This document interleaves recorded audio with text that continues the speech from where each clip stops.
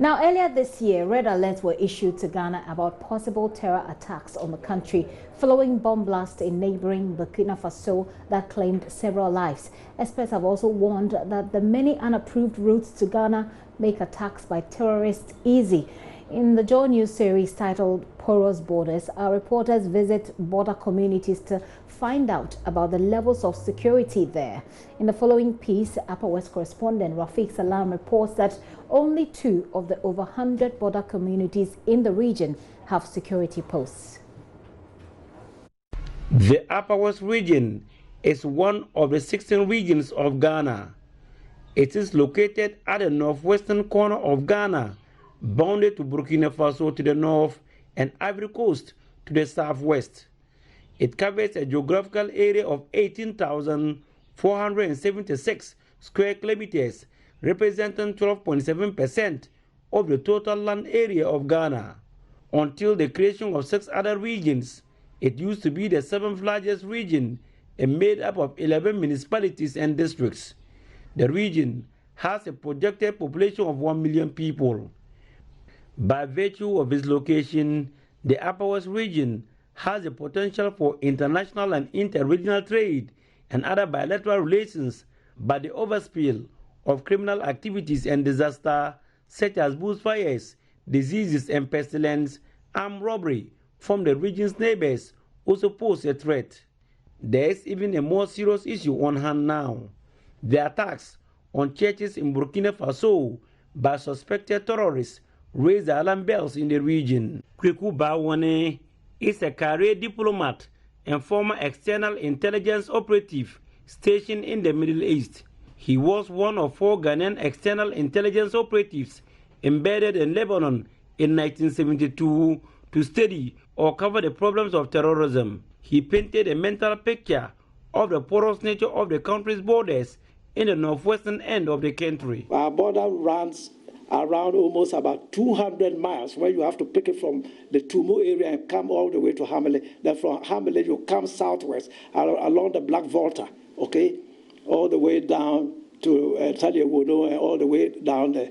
And I'm saying that if I get 1,000 people and take them to any of those borders, all the 1,000 can actually go across and, each one find a route to get into, Burkina Faso. I'm also saying that the delineation, of the border has not been well done. Nobody actually knows where the latitudes and longitudes belong. Nobody can actually pinpoint where Ghana ends and where Burkina Faso takes over. Then also along the borders, especially to the northern portion, okay, you are going to have people crossing over to their farms. Farmers have their farms across the border. Those in Ghana have their farms in Burkina. Those in Burkina have their farms in Ghana. They go across for funerals, they go for weddings, they go to the market. So you see, there's a fluid nature of cross-border activity. There was fear and panic in the region following the arrest of a 51-year-old Burkinabe man during the church service at Hamele a couple of months ago. The arrest of Desiree Biligo and subsequent arrest of another Burkinabe man in Hamele has raised serious questions about the preparedness of the country's security, considering the porous nature of the country's borders, especially the Upper West region. Apart from the 2 official borders located at Tumu and Hamele, there are over 100 communities located close to the Black Volta that are without borders. Residents and other travelers use these unapproved routes either on foot during the dry season and boats during the peak rainy season. Chief Superintendent Abdullahi Zakaria is the Deputy Upper West Commander of the Ghana Immigration Service. The unapproved routes are entry points that are unofficial, though unofficial, but are being patrolled by our special unit called the Border Patrol Unit. So in that case, we wouldn't say that our borders are porous, and we deploy officers based on intelligence.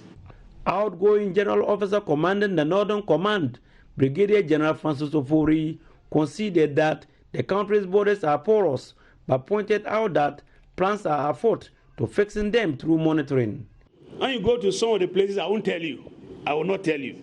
We have noticed that some places where, there are no immigration or custom personnel there to be able to man the place. But we have noticed a lot of those, and we are beginning to seal them.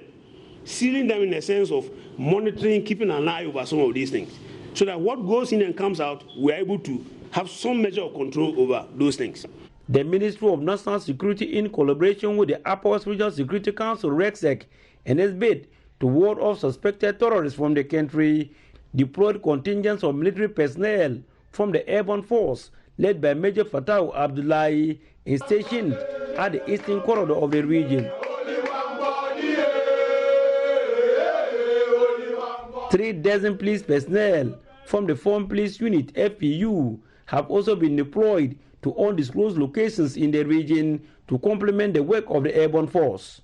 Upper West Regional Minister Dr. Hafiz bin Sali, who also doubles as the chairman of the Upper West RECSEC, spoke of plans put in place to make the region safe for the people. They are not centered in war. They are at strategic points where we think that people are likely to try to come into Ghana through. They are stationed there so that there will be a barrier to those persons. Koku Bawani, however, has doubts about the strategy employed to ward off suspected terrorists from the country. Where we are sitting right now, we are in Wa. From Wa to Burkina Faso, it's just 25 minutes. In 25 minutes, you are in Burkina Faso. You pass through my house, you go to Dormo, you are in Burkina Faso. By the time we are talking about Burkina Faso, people in Wa are taking to Hamele, and that place is so porous. How many security vehicles are on that road? There's almost nothing. Recently, when there was some support system, we had a foreign police unit and some vehicles. Where are they? They are being withdrawn to Accra. What sort of security is that? They are still on post. Are they at post? Are they at Dormo? Some are at Tumu and some are at Hamele. Are they there right now as we are talking? Have you seen them today? Have you called today? But every district in the Upper West region needs not less than 10 pickups. For now, the borders are porous. Constructing a fence wall will be too costly and not on the agenda of the government. However, deployment of more intelligence and security officers equipped with the state-of-the-art equipment to communities lying close to the Black Water will maybe put a seal on the porous borders. They are not well resourced. You go to them, they have no vehicles. When they have vehicles, no tires. When they have tires, there's no petrol. Anytime there's a problem, the politicians want to put pressure on the policemen. It will never work. I repeat, it will never work. Give the security personnel the tools, they will do the job. Reporting for JoyNews, Rafiq Salam.